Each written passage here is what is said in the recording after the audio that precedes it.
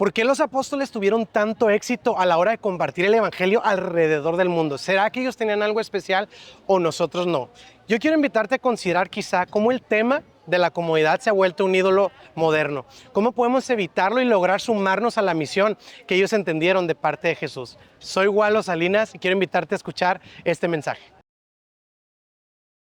Bienvenidos, buenas tardes. ¿Cómo está la reunión más alegre del día? La segunda reunión. ¡Eso! ¡Eso! Muy bien, pues voy a entrar de lleno al mensaje. El domingo anterior iniciamos nuestra serie La Iglesia en Acción. La Iglesia en Acción. Y le voy a decir lo que vamos a hacer el día de hoy. Lo que vimos el domingo pasado es que Jesús nos dio una promesa de que su iglesia perseveraría, crecería, se extendería, y eso seguirá sucediendo hasta que Cristo regrese. Y vimos cifras puntuales en las que vimos que realmente se está cumpliendo esta promesa. El día de hoy yo quiero platicar acerca de cómo nosotros podemos ser parte de esto que Jesús está haciendo. Podemos estar pasivamente en la iglesia o activamente en esta promesa que Jesús nos dijo. ¿Cómo se ve a alguien que está activamente? Y para responder la pregunta, yo pudiera dar 3 tips prácticos que estarían buenos, pero quiero que veamos cómo inició la iglesia. Quiero que juntos veamos una breve historia de cómo se ve esto en estos apóstoles que fueron los que iniciaron esta iglesia, de la que ha perseverado 2000 años después con los datos que estuvimos dando, y aprender de ellos cómo entendieron esta vida activa en la iglesia. Así que lo que quiero hacer es leer un versículo, quiero orar y que entremos directo a la palabra. ¿Estás conmigo? Eso, Mateo 28, 18 en adelante. Versículos muy conocidos, pero te invito a leerlos como si los leyeras por primera vez. Y Jesús les dijo a sus discípulos, dice aquí, se acercó y les dijo a sus discípulos: se me ha dado toda autoridad en el cielo y en la tierra. Por lo tanto, por consiguiente, vayan. Y esa es una palabra que pudiéramos dar toda una serie de ese vayan. Sí, porque Jesús no dijo vengan, dijo vayan. ¿Se acuerdan al principio cuando Jesús llamó a sus discípulos? Señor, queremos saber en dónde vives. Y Jesús les dijo, vengan y vean. Y 1 año y medio después, Jesús les dijo, con toda la autoridad que tengo, ahora les digo, vayan. Sí, les dijo, vayan y hagan discípulos de todas las naciones, bautizándolos en el nombre del Padre, del Hijo y del Espíritu Santo. Enseñen a los nuevos discípulos a obedecer todos los mandatos que les he dado, y tengan por seguro esto, Iglesia Central, que estoy con ustedes siempre hasta el fin de los tiempos. Es que yo vi una publicación en Facebook que decía que se acerca el fin de los tiempos.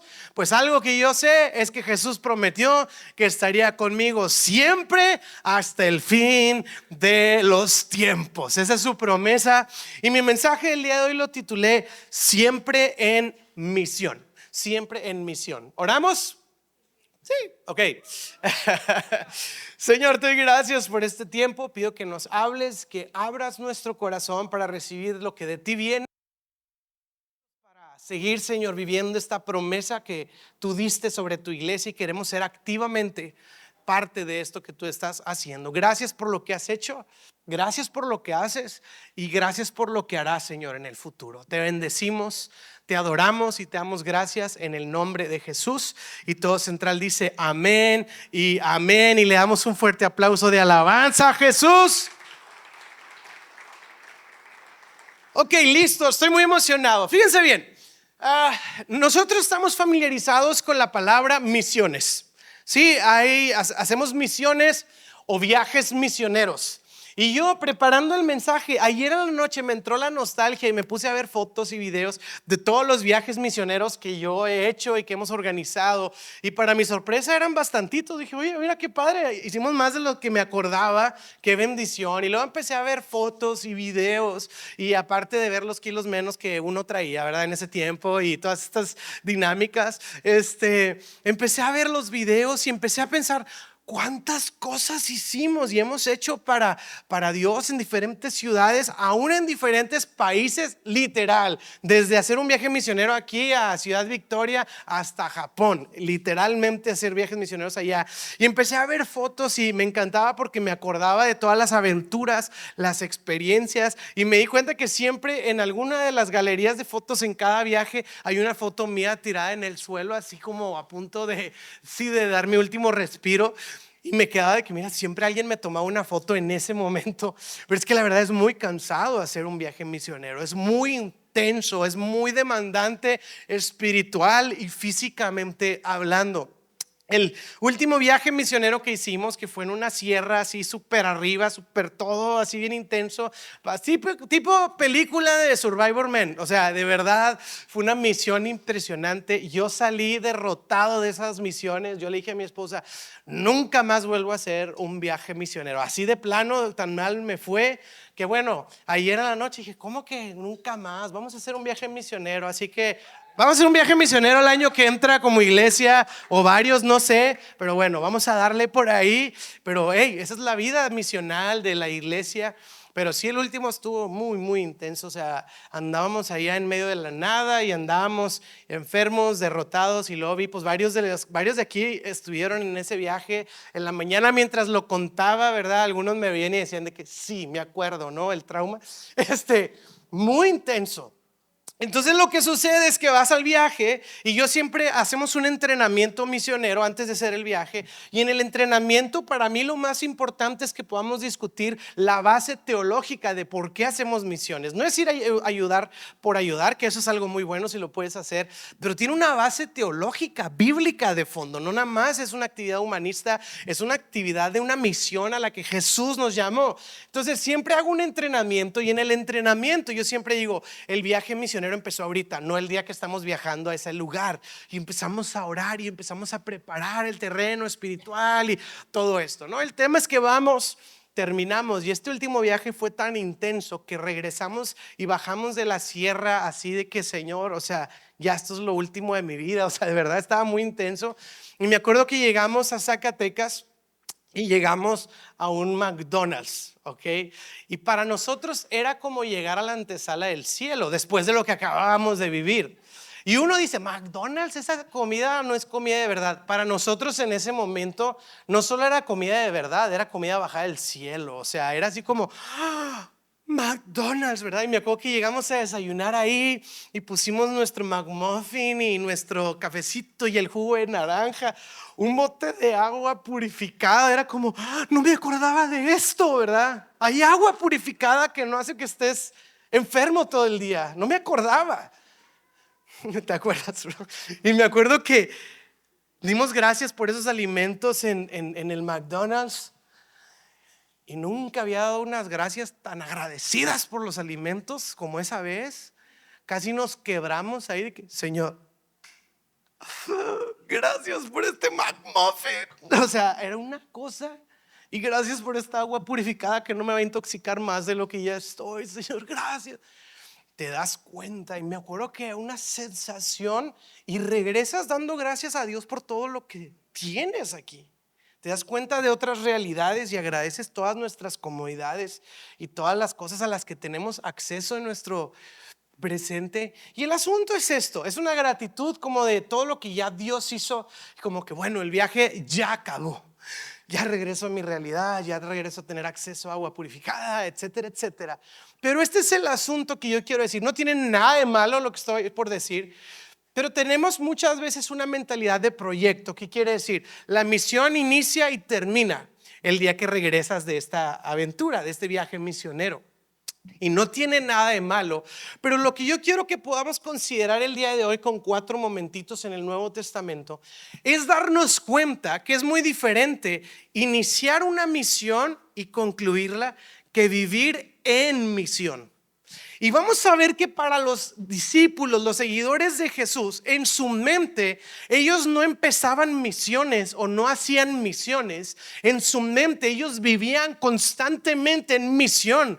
Para ellos la misión comenzó el día que Jesús se levantó de la tumba, que resucitó, y la misión se iba a acabar. ¿Sabes cuándo estaba agendada el fin de esa misión? El día en que Cristo regrese por su iglesia. De tal manera que la misión no duraba una semana, 3 semanas, un mes, un año, 10 años. Era hasta que Cristo volviera, la misión se terminaba. Así que ellos todo el tiempo, sí, los domingos que se reunían, sí, el lunes que se iban al trabajo, sí, el miércoles que se iban a casa del compadre, ellos vivían en misión. Esa era su mentalidad y esa era su manera de conducirse en la vida cotidiana. Así que vamos a ver bien rápido cómo inició todo esto. Jesús les dijo: tengo toda la autoridad, vayan y hagan discípulos, lo que acabamos de leer. Y dice la Biblia que Jesús ascendió y fue llevado al cielo. Pero les dijo Jesús que volvería. Los discípulos lo entendieron tan desesperadamente, así a lo mejor eran un poquito impacientes como yo, que dijeron: se fue Jesús. Dijeron: pues ahorita vuelve, ¿no? O sea, dijo que va a venir bien pronto, ¿verdad? Y me imagino que empezaron a impacientarse los discípulos. Oye, ya van 16 minutos y no ha regresado. Y a lo mejor ahí había algún discípulo más paciente, a lo mejor el apóstol Juan. Yo me lo imagino que él era medio lentón, ¿verdad? Así como que, porque es el discípulo del amor, entonces, todo es amor. Entonces a lo mejor Juan dijo: no, vamos a esperar, ¿verdad? Y Pedro: no manches, ya van 20 minutos y no regresa. ¿Habrá tráfico en el cielo? ¿Qué onda, verdad? Y pasó una hora. La Biblia no nos dice cuánto tiempo pasó, pero nos dice que pasó suficientemente tiempo que ellos estaban de brazos cruzados esperando a Jesús. O sea, pobres mis compadres, lo estaban esperando ahí. Todavía 2000 años después, y, o sea, ¿sí me explico? Entonces, ellos lo estaban esperando y Dios les manda 2 ángeles. 2 ángeles de vestiduras blancas que le dicen a los discípulos: o sea, sí va a regresar, pero a chambear. O sea, como que ahorita no, hay que darle. Y los discípulos, literal, Dios les tuvo que enviar ángeles para ponerlos a chambear. Regresan al aposento alto en Jerusalén, y la Biblia nos deja ver algo interesante que, en mi opinión y en mi interpretación, básicamente es que no sabían qué hacer.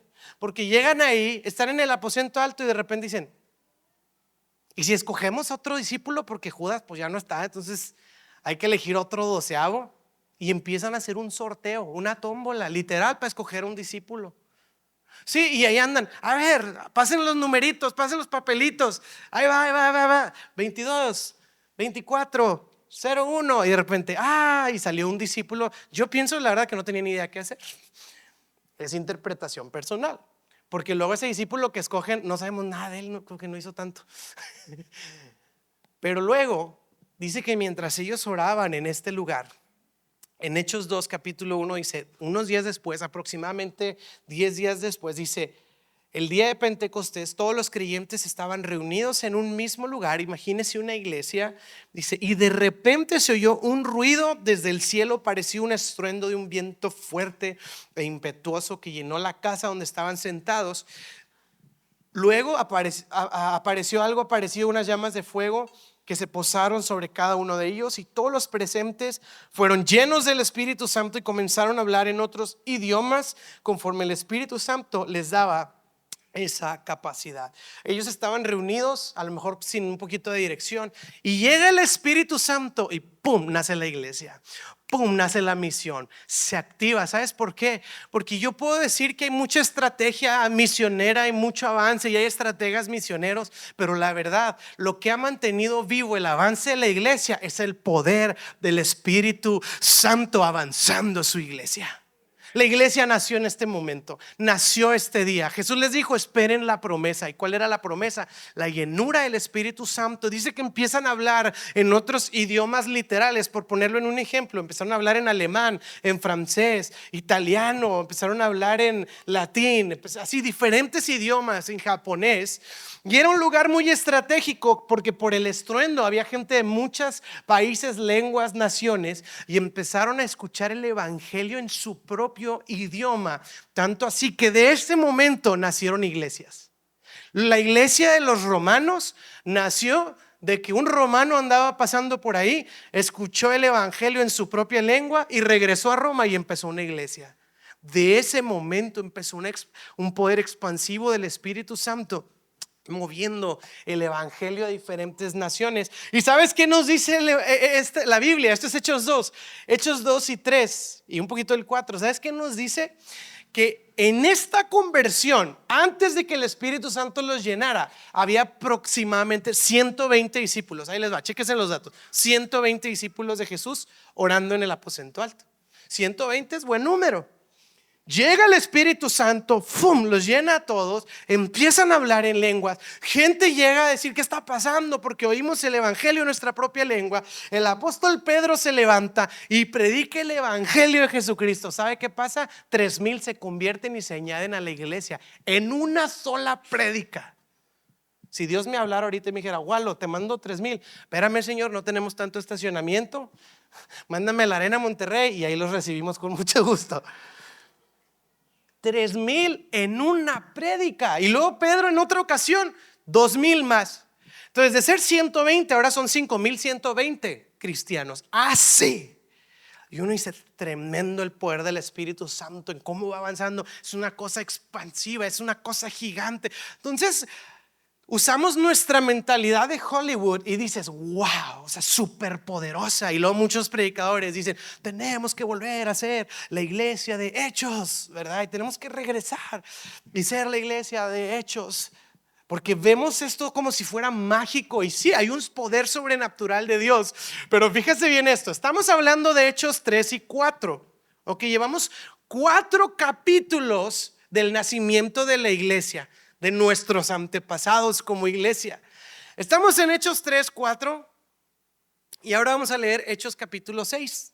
O sea, bien pronto, ¿sí? Y Hechos 6, 1, fíjense bien, dice: al multiplicarse, no añadirse, multiplicación, al multiplicarse los creyentes rápidamente, hubo señales, milagros, prodigios, la bendición de Dios cruzando los mares, gente viniendo. No, fíjense bien. Rápidamente hubo muestras de descontento. Y yo lo leo y digo: ah, bueno, sí pasa, sí pasa. Imagínense, es esta iglesia épica de los pastores que caminaron de la mano física de Jesús, establecen la iglesia, llenos del Espíritu Santo, son los fundadores, están teniendo una explosión impresionante y rápidamente ya hay problemas en la comunidad, problemas de descontentos. Ay, no, es que en esa iglesia son bien, ¿verdad? Y no está el amor de Dios. Y ya empezaron las broncas adentro de la iglesia. Sí, ahora, ¿cuál era el problema? Hubo un accidente terrible, hubo un problema gigantesco, hubo un asunto pecaminoso terrible dentro de la comunidad, hubo asuntos corruptos. ¿Qué pasó? Vamos a leer lo que dice: los creyentes que hablaban griego se quejaban de los que hablaban hebreo, diciendo: es que sus viudas son discriminadas porque hay una distribución diaria de alimento. O sea, le voy a decir, trayéndolo a nuestros días, el día de hoy, usted llega a Central y Dios nos llenó y estamos llenos del Espíritu Santo y está viendo fruto, y entonces usted llega a café y le sirven su café y la persona de atrás en la fila empieza a decir que esta es la peor iglesia porque le sirvieron el café primero a usted que a esta persona. Era una queja simplemente de que es que hice más fila y yo. Le sirvieron de comer primero a ellos que a mí. Y yo tenía mucha hambre. Y ese era el problema de la iglesia de los apóstoles de Jesucristo. O sea, no, el diablo vino, no, legión, regresaron los cerdos del océano y nos atacaron. No. Es que le sirvieron taquitos primero a ella que a mí. Y eso es injusto.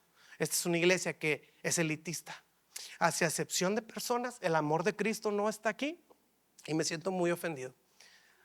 Todas las iglesias son iguales, todos los pastores son iguales. Y ese era el problema, que les sirvieron de comer primero a unos que a otros. Que luego yo digo, si se los hubieran dado al revés, igual y los otros se andaban quejando de lo mismo. Tengo un pastor, no voy a decir su nombre ni su ubicación por cuidar a la señora de la historia, pero literal hablé esta semana con él por teléfono. Y me dice que tuvieron un evento especial. Sí, donde invitaron familia, amigos, gente que nunca había ido a la iglesia. Y llegaron, me dice, cientos de personas. Gloria a Dios. Y se hace cuenta que la iglesia era como, wow. Y dice que una de los voluntarios, una señora, se acercó y se casi me empuja así como de barrio. Así que, pastor. Dice, pero enojada, y después de eso, o sea, lo que le sigue a su enojo: no es justo que no nos dieron tacos a nosotros, los voluntarios de esta iglesia.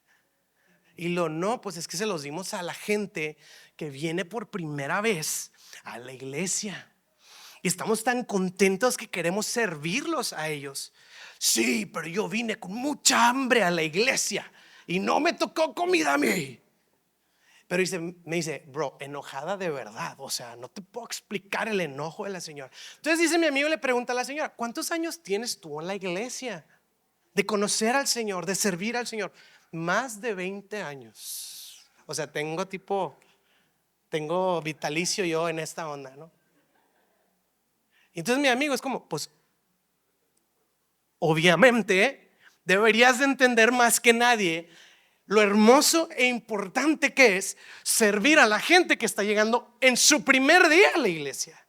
Pero tengo mucha hambre, ¿verdad? Entonces no la bajaba de ahí, y pues no hubo comida para los voluntarios. Nadie tenía un problema con eso, nada más ella, ¿verdad? Entonces mi amigo me dice, híjole, qué complicado. Pero dije, tengo que atender a los nuevos, no voy a dejar que esta señora me distraiga. Termina la reunión, ya despiden todos, desmontan todo y se van todos así. Y el taquero llega con mi amigo el pastor, ya al final, ya no hay nadie, y le dice: pastor, pues ¿cómo ve? Le guardé una orden de tacos a usted. Y mi amigo dice: pues el taquero tuvo iniciativa y dijo: guardémosle unos taquitos al pastor también. Entonces se los da a mi amigo, y dice mi amigo: pues los empecé a comer. Dice, y volteo y la señora me está viendo. Digo, ándale, se te apareció el diablo, ¿verdad? Hasta el diablo dijo, híjole, ya se problemó, ¿verdad? El diablo, sí, yo no tengo nada que ver. A mí no me miren. Digo, en serio, pero es Hechos 6. Hechos 6 en el 2025. Era un problema así. Era un problema de distribución de alimentos y, es que le siguieron primero a él que a mí. Y ese era el gran problema del libro de los Hechos. Ese era el problema de esta gran comunidad. Entonces los discípulos lo resuelven y dicen: mira, pongan 7 líderes que, pues para ser meseros, este es el currículum, necesita estar lleno de sabiduría, lleno del Espíritu Santo y lleno de testimonio, ¿verdad? Y que escogen 7 meseros. Y la Biblia nos dice que estos meseros, a través de su servicio de meseros, habían milagros, señales y prodigios. Lo cual nos habla algo muy importante: no necesitas ser pastor, misionero, apóstol, obispo, avispa, lo que sea, para que Dios haga señales, milagros y prodigios. Porque no dice que los hacía solo por la mano de los apóstoles, lo hacía a través de los meseros que ellos instituyeron. No sé cómo se veía eso, ¿verdad? Así como que ahí viene chilaquiles verdes y se sanaba el ciego. No sé. Sí, iba a decir, tengo mentalidad de Hollywood, pero se parece más bien a la del Chavo del 8. Pero Dios empezó a usar a su iglesia en este contexto. Y tenían sus problemitas, ¿verdad? Estos problemas internos. Pero muy rápido, estamos hablando de Hechos 6. Hechos 7, escogen a estos 7 hombres que van a distribuir como meseros en la iglesia. Y Hechos 8, o sea, literal llevamos 8 capítulos en la historia de la iglesia naciente. Y quiero que veas conmigo Hechos 8:1. Dice: Saulo fue uno de los testigos y estuvo totalmente de acuerdo con el asesinato de Esteban. Esteban es el primer mártir en la historia de la iglesia. Es nuestro primer hermano que sufrió el martirio por ser seguidor de Jesucristo.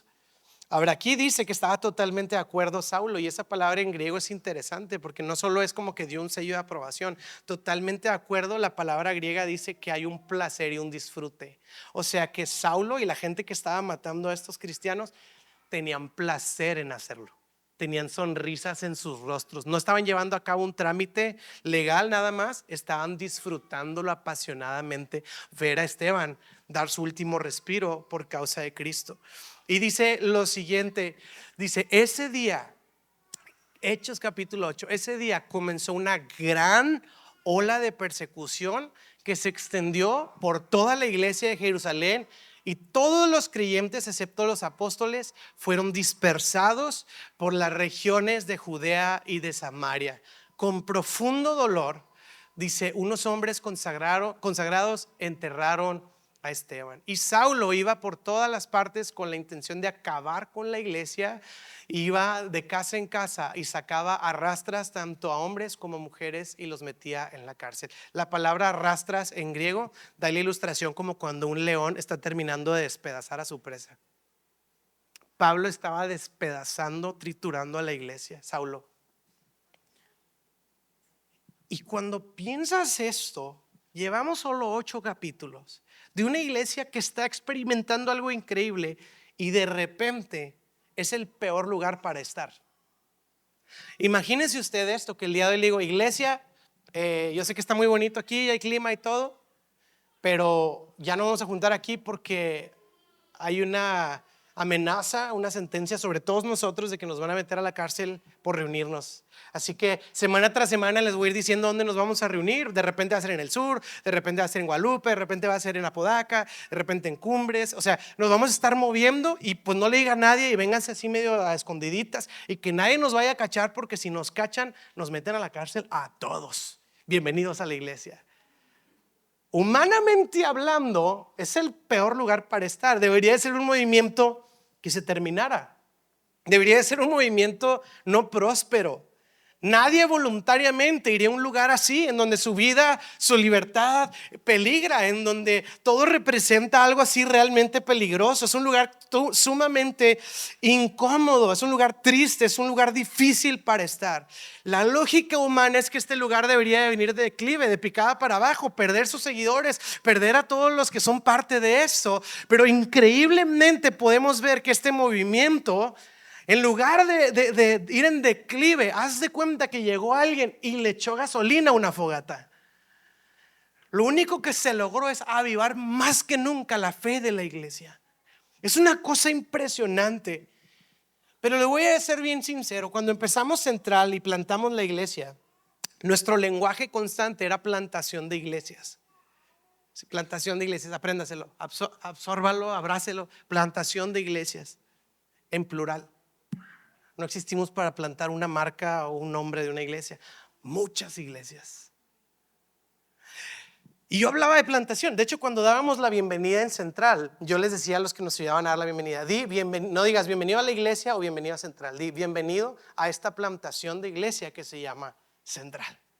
En parte era para tratar de sembrar la semilla de plantación de iglesias.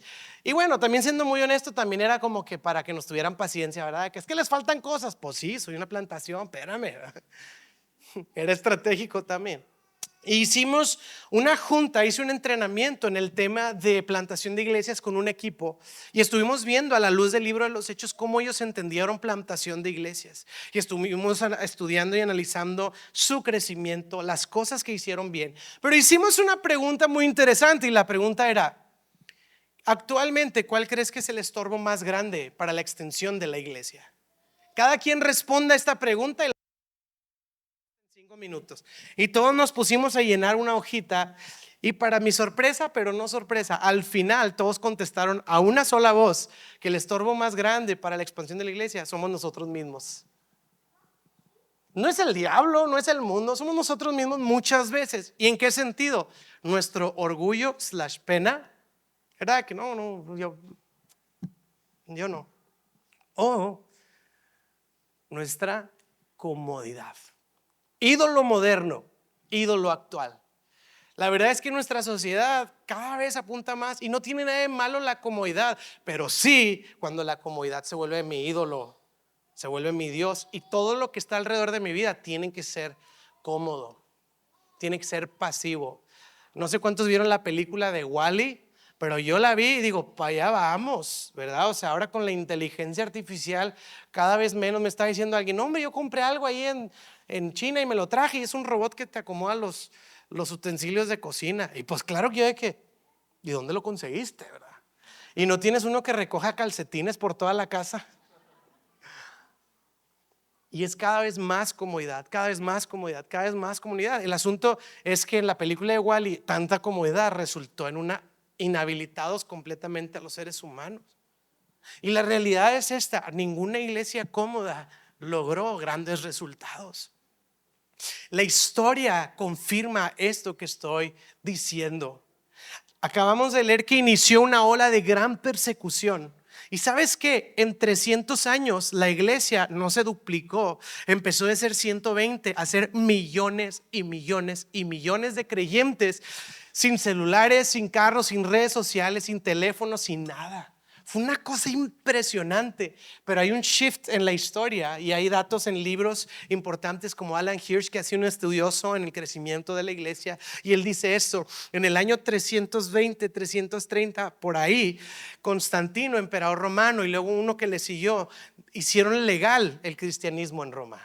De repente los cristianos, de estar corriendo por sus vidas, huyendo en peligro, nos están encarcelando, de repente llegó un político y dijo: hey, ahora el gobierno hace oficial el cristianismo, no se preocupen, y les vamos a dar incentivos para que construyan castillos, que construyan templos y construyan espacios y tengan bien padres sus reuniones. Es más, iglesia, no solo les vamos a dar un poder legal, les vamos a dar poder político a la iglesia. Y de estar corriendo por sus vidas, ahora la iglesia puede sentarse en una banca libremente, y no solo cómodamente, ahora con poderes del gobierno. Y si tú estudias la historia, sucedieron dos cosas. La primera es que el crecimiento explosivo de la iglesia se desaceleró. Cuando la iglesia ya estaba cómoda, cuando la iglesia ya estaba estable, el crecimiento expansivo se empezó a venir hacia abajo. Dejó de crecer al ritmo que llevaba el crecimiento del evangelio en todo el mundo, número uno. Y número dos, cuando recibió el apoyo político y este podercito político, voz y voto en el gobierno, vamos a ver que la iglesia se corrompió por completo. Porque una cosa es tener el poder del Espíritu Santo, pero ahora estaban apelando al poder de los gobernantes romanos. Y vamos a ver atrocidades como las del oscurantismo. Y eso era porque la iglesia ahora estaba tan cómoda y tan empoderada que empezó a hacer barbaridades.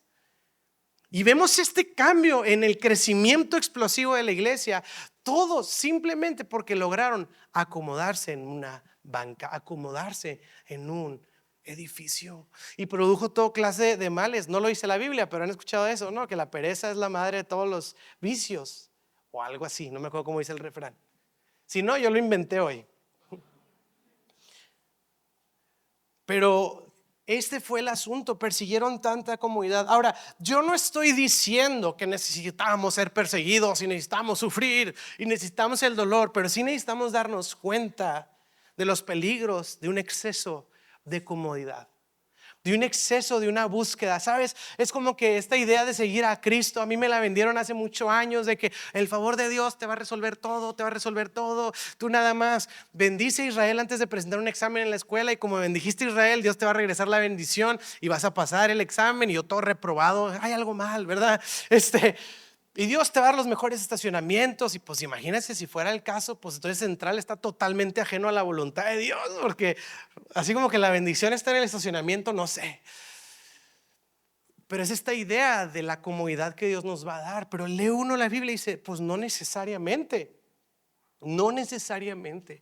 Y qué bueno que tenemos la bendición de ciertos aspectos cómodos, pero nunca que la comodidad nos impida seguir viviendo en misión. Así que quiero ir terminando con esto. Quiero que veamos cómo empezó a navegar la iglesia. Un inicio poderoso, una multiplicación poderosa, problemas internos y luego problemas externos. ¿Cómo sobrevive algo con problemas internos y luego problemas externos? Por la gracia de Dios y el poder del Espíritu Santo. Y creo yo que a veces nuestros problemas internos son justo síntomas de nuestra falta de actividad, de estar en misión. Hay iglesias que los intoxican mucho por adentro, y el problema es porque están tan desocupados que pues empiezan con problemas ahí que parten literalmente de una pereza espiritual. Porque a los que están en acción no tienen tiempo de andar pensando en que a quién les sirvieron primero los taquitos. Si estás en acción, tú estás pensando en las almas, estás pensando en la gente, estás pensando en las necesidades, estás pensando en todas las personas. Pero cuando estamos pasivos, estamos así nomás, inactivos, perezosos espiritualmente hablando, pues entonces sí se empieza a estancar, ¿verdad? Agua que no se mueve se empieza a estancar y empieza a oler feo. Pero cuando estás activo en misión, yo sí me imagino, esto no lo dice la Biblia, pero muchos de nuestros Q&As que hacemos en las iglesias, en los eventos, ¿verdad? Si se los preguntáramos a Pablo, yo me imagino que Pablo se decepcionaría mucho de nosotros. Pablo, ¿qué piensas de que si me pongo un tatuaje o no? ¿Y si me tomo una Tecate o no? ¿O si me pongo un piercing o no? Piercing de persinar, no, piercing de la oreja. Que si Halloween y me imagino a Pablo así, bro, no pierdan mi tiempo. Tengo muchas cosas importantes que hacer. Es que ustedes andan desquacerados, por eso andan pensando en eso. Pero hay mucho allá afuera que hacer para andarle dando vueltas a eso. Oye, Pablo, y a ver, las jirafas, ¿cómo entraron al arca de Noé si tienen el cuello tan alto? Póngase a chambear, dice el apóstol Pablo. No lo dice la Biblia, pero me lo imagino yo. Ponte a hacer algo. ¿Cómo tienes tiempo a andar pensando cómo entró la jirafa al arca? Pablo, ¿y será que Adán tenía ombligo o no? Porque él no nació de ninguna mujer, Qué interesante. ¿Cómo tuviste la ociosidad y el tiempo completo para pensar si Adán tenía ombligo o no? Y es que andamos muy desocupados, espiritualmente hablando. No estamos en misión. Y estamos esperando al viaje misionero, y estamos esperando al retiro, y estamos esperando al evento, y estamos esperando, y es buenísimo, hagámoslo. Pero yo quiero llevarte a otro nivel, iglesia, es decir, no esperemos a los eventos, a las actividades, para vivir siempre en misión. La misión no se ha detenido y no hay fecha de inicio. Ya inició el día que Jesús resucitó de la tumba. Y hoy estamos en misión. Ahorita que usted se vaya de aquí, va a ir a un restaurante bien rico, y ahí usted está en misión. Y mañana, el lunes por la mañana, seguimos en misión. Pero necesitamos abrazar y adoptar esta mentalidad. Quiero leer unos últimos versículos, decirle lo que pasa. La Biblia dice que empezó esta ola de persecución, y leímos Hechos 3, que dice que estaban muchos con un gran dolor enterrando a Esteban, el primer mártir de la iglesia. La iglesia estaba dolorida por esto. Hechos 3. Fíjense lo que dice Hechos 4. Dice lo siguiente: así que, por lo tanto, de la gran ola de persecución, ¿cuál fue la consecuencia? Los creyentes que se esparcieron predicaban la buena noticia acerca de Jesús a donde quiera que iban. Y me encanta versículo 5. Felipe, por ejemplo, se dirigió a la ciudad de Samaria y ahí contó a la gente acerca del Mesías. Y lea usted la historia de Felipe. Ahorita se la voy a resumir bien rápido, en un minuto. Pero empezó una ola de persecución y ellos tuvieron que ser esparcidos. Pero ellos no lo veían como una tragedia, ellos lo veían como un propósito. Y dice la Biblia que a donde quiera que iban, llevaban el evangelio de Jesucristo, llevaban las buenas nuevas de salvación. Ahora, el autor de estos versículos que acabamos de leer se llama Lucas, el del evangelio de Lucas, y él está siendo inspirado por el Espíritu Santo para escribir estos versículos. Pero sabes, la palabra esparcida, que se esparcieron, viene una palabra griega que para nosotros en español es como esparcir y ya, distribuir, como que cada quien para su lado. Para Lucas significa otra cosa en griego. La palabra griega de esparcir es la palabra que se usa para un agricultor que con su mano toma un montón de semillas y las esparce.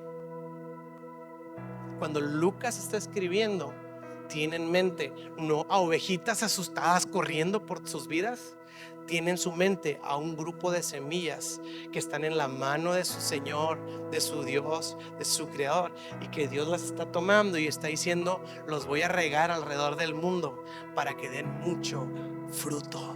Y Dios nos toma y los esparce por todo el mundo. Lucas está pensando en la persecución y está diciendo: esto es una gran siembra que va a dar una gran cosecha de salvación. Él no está pensando en una iglesia derrotada o asustada, él está pensando en una estrategia de siembra y cosecha alrededor del mundo. Y tal cual, dice que a donde iban, llevaban el evangelio. Y había mucho fruto y había mucha salvación. Ellos pudieran haber visto la persecución como una tragedia, pero ellos lo vieron como una oportunidad. El día de hoy, iglesia, no tenemos esta situación, por lo menos en Monterrey, porque sí hay lugares en México en donde hay persecución. Pero tenemos la comodidad de no ser perseguidos, pero que esta comodidad no nos haga pensar que dejamos de ser semillas que Dios quiere esparcir. Y a lo mejor estás viviendo una situación difícil, a lo mejor estás viviendo algo incómodo, a lo mejor estás viviendo algo difícil, algo quizá que te está moviendo de la estabilidad que tengas. ¿Y qué si en vez de verlo como el falta de amor de Dios, falta de cuidado de Dios, es una oportunidad en la que Dios me está moviendo a otro lugar o a otra situación para ser una semilla que produce el evangelio en ese lugar? Hechos 8 termina con la historia de Felipe, dándonos como un ejemplo. Felipe predica en una gran ciudad, todos se convierten, y esta ciudad dice que hubo milagros, señales y prodigios. Y un día el Espíritu Santo le habla a Felipe, un hombre que está teniendo éxito, y le dice: Felipe, salte de ese avivamiento, te voy a llevar a otro lado. Y Felipe dice: sí, Señor. No dice: no, pero apenas llevamos una etapa de la iglesia y la marca, y quién le va a seguir, y que no. A donde Dios me guíe, sí, Señor. Y Felipe se sale de Samaria. ¿Y sabes qué pasa? Pasa un carruaje en la carretera y tiene un tipo sentado en el carruaje que va leyendo algo. Y el Espíritu Santo le dice a Felipe: acércatele a ese hombre. Y me encanta porque Dios fue tan grande como para salvar la ciudad de Samaria, pero tan personal como para ir por ese hombre. Porque Dios es el Dios de los 250 que somos en Central, pero es el Dios suyo, el Dios personal. Y Dios va por ese que va en el carruaje. Y Felipe, imagínense la historia, el Espíritu Santo nomás le dice a Felipe: ve con él. Y ya no le da más instrucción. Va a Felipe y lo ve leyendo y le dice: ¿qué lees? Y le dice: pues al profeta Isaías, como cordero fue llevado al matadero ante sus trasquiladores, no se defendió, sino que enmudeció. Por su llaga fuimos sanados. Y empieza a contar el evangelio. Y Felipe le dice: ¿entiendes lo que lees? Y este hombre le dice: pues ¿cómo voy a entender si no hay nadie que me explique? Y dice la Biblia que Felipe se sienta en el carruaje con él, y dice que desde el Antiguo Testamento se toma el tiempo de explicarle hasta los días de Jesucristo el evangelio. Yo no sé si Felipe estaba ocupado, tenía una entrevista de trabajo, tenía una reunión de Zoom, pero Felipe dijo: me vale, Dios quiere a este hombre, por eso me trajo con él. ¿Qué mentalidad es esa? De misión. Felipe sabía que si Dios lo sacó de un gran avivamiento y de una ciudad exitosa y próspera, era porque tenía una misión para él. Y ve a este hombre y le predica el evangelio, y de repente hay un charco. Dice la Biblia que de la nada miran y hay un charco ahí. Y este hombre le dice a Felipe: Felipe, ahí hay un charco, ¿qué impide que sea bautizado? Y Felipe le dice: nada. Se bajan del carruaje y Felipe lo bautiza, y ese día pues se añade a la fe de este hombre. Ahora fíjate bien lo que quiero cerrar. Un charco. Yo no puedo dejar de pensar que Dios creó el mundo con su poder de su palabra, y los árboles y los aves, y Dios estaba creando, y me imagino los ángeles maravillados. Wow, ese planeta, digo, no se parece aquí arriba al cielo, pero está bien. Y está creando el planeta, y de repente el Señor hace así los continentes y todo el pedazo de tierra donde vamos a vivir. Todavía no existe Adán, ni Eva, ni nadie, ¿verdad? Está así la tierra, y de repente Dios le hace así, crea todo. No lo dice la Biblia, me lo imagino yo. Y Dios le hace así a un lugar, así como que le pica con el dedo y se hace un bache. Y me imagino a los ángeles así como: ¿y ese bache qué fue? O sea, y Dios: ahora van a ver. Y luego creó a Adán y a Eva, y luego los hijos de Adán y Eva, y que le mató el hermano, y que se salieron del heredero, y toda la historia. 4000 años. Viene Jesús desciende, pero ahora tiene discípulos en misión. Y me imagino que los ángeles a lo mejor traían la incertidumbre. Y ese bache que hizo Dios ahí, ese agujero, ¿para qué sirve? Porque Dios lo hizo con tanto cuidado. O sea, como que intención, Dios puso ese bache ahí. Y luego está Samaria teniendo un avivamiento y Felipe ahí predicando la palabra del Señor. Y Dios dice: hey, hay que hacer llover. Y a lo mejor los ángeles dijeron: ¿llover? Señor, pues ahorita no es tiempo de lluvia, o sea, no es temporada de lluvia. Pues me vale, ¿verdad? Me vale, vamos a hacer llover hoy. ¿Para qué? Ahora van a ver. Y llovió. Yo siento que algo así andamos ahorita, ¿no? Como que las lluvias de Monterrey sí también les anda valiendo un poquito. Y llovió y luego se secó. Y los ángeles como, ¿por qué Dios tiene tanta fijación con ese bache y con esta lluvia que? Y de repente viene este hombre caminando. Dios saca a Felipe, Felipe le predica y llegan a ese charco y este hombre recibe a Cristo como su Señor y Salvador y se bautiza. Y los ángeles dicen: ya sé por qué Dios tenía esa fijación con ese pequeño charco. Ya estaba pensando en este hombre aún antes de la fundación de los tiempos. Es orquestado de una manera brillante. Nuestro Dios no anda improvisando. Decía Albert Einstein: no está jugando a los dados. Todos los días hay charcos y carruajes pasando delante de nosotros. La pregunta es si estamos en misión como Felipe para darnos cuenta de esos charcos y de esos carruajes que Dios ha puesto delante de nosotros, aún con propósitos desde antes de lo que nos pudiéramos imaginar. ¿Qué hace la diferencia? Tener la sensibilidad y la mentalidad de estar en misión. ¿Dónde estás el día de hoy? ¿Quién se atraviesa enfrente de ti el día de hoy? ¿Qué carruaje está pasando delante de ti? ¿Qué charcos hay enfrente de ti? Lo digo obviamente en un sentido figurado, de que Dios sigue obrando y Dios te quiere usar. Así que, iglesia, ¿por qué no te pones de pie conmigo? Y quiero animarte el día de hoy a estar en misión. Discúlpeme los minutitos que le robé, me tardé un poquito más el día de hoy. Pero la idea es esta: que podamos tener la mentalidad de que estamos en misión. Tener los ojos bien abiertos. Tuvieron una junta en la escuela de mis hijos y mi esposa estaba ahí, eran puras mamás. Y a mí me conmovió tanto porque mi esposa regresó y me dijo: yo siento que Dios quiere hacer algo aquí. Nada más estoy tratando de entender por dónde va. Eso es estar en misión. Que donde estás, Dios quiere hacer algo ahí. Por eso te puso ahí. Tú y yo somos una semilla. Y no todos estamos en los mismos lugares. Esa es la idea. Si aquí venimos las semillitas a reunirnos, pero luego nos esparcimos en toda la semana. En el trabajo, en la empresa, en el negocio, en la escuela, con los amigos, en el restaurante. Les platicaba en la mañana, digo, es un testimonio incompleto, luego les cuento la versión completa. Pero un día pedí Uber Eats así a la casa y vino un chavo y me cayó bien, como que traía buena actitud. Y yo quiero, bueno, el punto es que otro día llamó mi atención, es lo que trato de decir, como se distinguió por su actitud. En una otra ocasión después pedí Uber Eats y llegó el mismo, entonces lo reconocí. Y pues varias veces ha sido el mismo que ha venido a darme el pedido. Tanto así que ya llega, se estaciona, se baja y nos damos un abrazo. Historia real.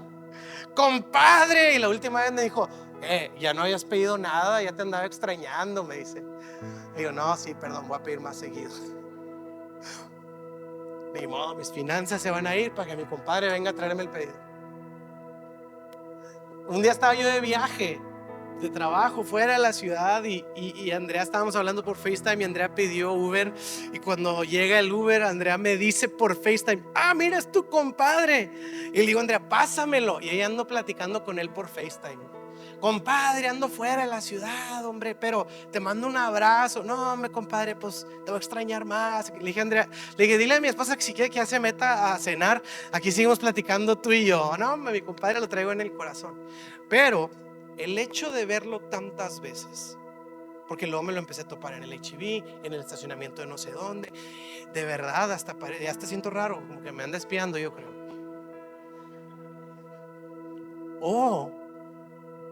Dios quiere hacer algo con él. Y le digo a mi esposa, estoy seguro que él en algún tiempo estuvo cerca de Dios y se alejó, o es hijo de pastores, pero está lejos. Él tiene una historia y Dios me la está acomodando en un carruaje que pues ahora se llaman Uber Eats. Vienen con premios esos carruajes con comida. Pero esa es la idea, iglesia, es que podamos empezar a abrir nuestros ojos. Fíjese que le voy a dar un tip práctico. Dije que no lo iba a hacer, pero sí lo voy a hacer. Quiero invitarte a hacer algo súper extraño, impensable: a ver a la gente a la cara. ¿Qué? Sí. Ya no vemos a la gente a la cara porque estamos siempre viendo por abajo. Y a mí me acaba de pasar la semana pasada, lo estamos platicando en la mañana.